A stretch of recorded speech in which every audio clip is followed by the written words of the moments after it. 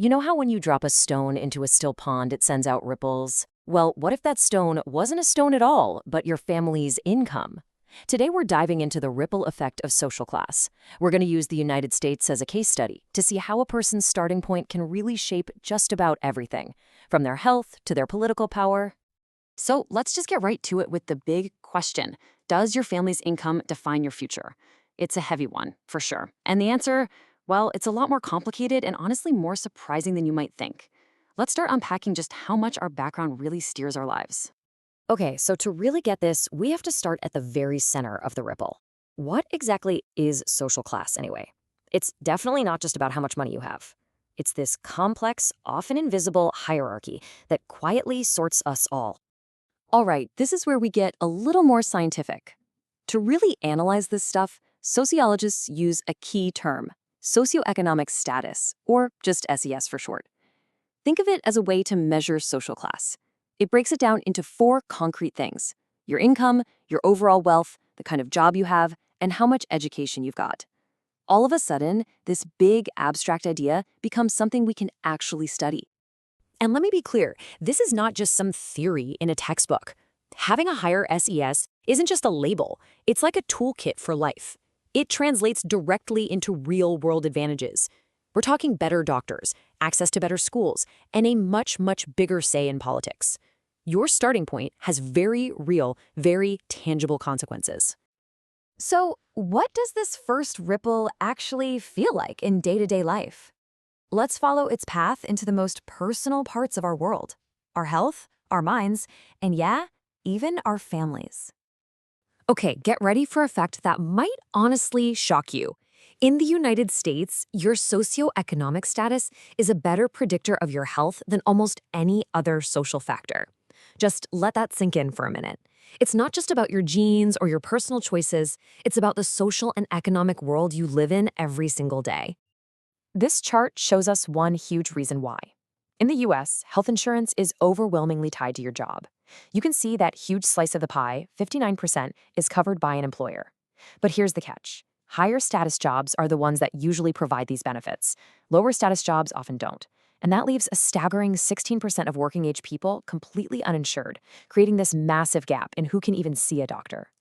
But it goes way beyond just insurance. The environment you live in plays a massive role.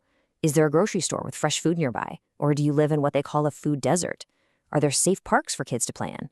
Researchers call these environmental advantages, and they are often determined by the wealth of your zip code. You know, this ripple also hits our mental well-being. And here's something you might not have thought about. What society even considers a disorder and who is able to get treatment for it can be dramatically different depending on your social class. For a lot of people, access to quality therapy is a luxury, not a right. And just look at the toll this can take on family life. This chart is stark. The probability of a first marriage ending is nearly double for low-income couples compared to high-income ones. Think about it. The constant financial stress that can come with a lower SES puts an almost unbearable strain on relationships. All right, now let's follow this ripple as it gets wider, as it starts to shape our entire life's path. We're heading into an area that's often talked about as the great equalizer, right? The main tool for climbing the social ladder: education. So here, we see this really powerful cycle in action. A higher social class often means you get access to better educational opportunities. And then, that better education leads to a higher status job, which then solidifies that higher social class for the next generation. It's a feedback loop that can be incredibly hard to break out of. And I mean, the numbers here are just undeniable. The link between your diploma and your bank account is incredibly strong. Look, a bachelor's degree, on average, doubles the household income of someone who only graduated high school. A PhD? That can be 5 times what someone without a high school diploma makes. In this kind of system, education is a really powerful economic engine. But getting access to those top-tier schools isn't always a simple story of who has the best grades. There's a practice known as legacy admissions, which gives a preference to the children of alumni, and it can play a huge role. At some of the most elite universities in the US, this can account for a really substantial portion of the incoming class, creating a kind of structural advantage that gets passed down from one generation to the next. So, we've seen how class can shape your health and your education, but the ripple doesn't stop there. It keeps expanding until it starts to shape the very fabric of society itself. Now we're going to look at how it influences power, politics, and justice. So, who actually has a voice in a democracy? This chart from a past US election is pretty eye-opening.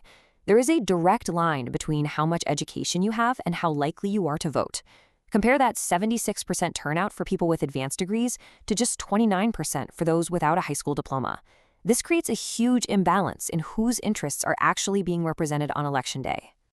And it's about so much more than just voting.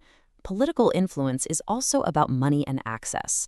Wealthier people are far more likely to donate to political campaigns, and they're also way more likely to run for office themselves.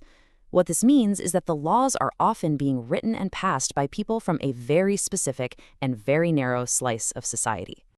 The final ripple we're going to look at today reaches a place where we expect fairness above all else, the justice system. But from a simple traffic stop all the way to a final courtroom verdict, a person's social class can dramatically change their entire experience with the law. The U.S. justice system basically has 3 stages. And at every single one of these steps, from your first interaction with the police, to being able to afford a good lawyer in court, to the final outcome in corrections, your wealth and your social connections can create massive advantages.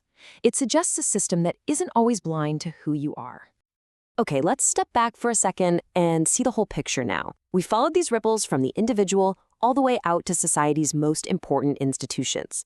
It's pretty clear that from a single starting point, your socioeconomic status, the effects can shape almost every part of your life. So let's just boil it all down. A higher SES often means better health, more stable families, a better education, and ultimately more political power. It's a system where advantages and, of course, disadvantages can really pile up, creating a deep and lasting divide. So what does all of this mean for us? We've used the United States as a detailed case study, but the questions this brings up are universal. If a person's starting point in society can so deeply influence their health, their education, and their voice in politics, what does the ideal of equal opportunity truly mean? It's a critical question to think about, not just in America, but in any society, including your own.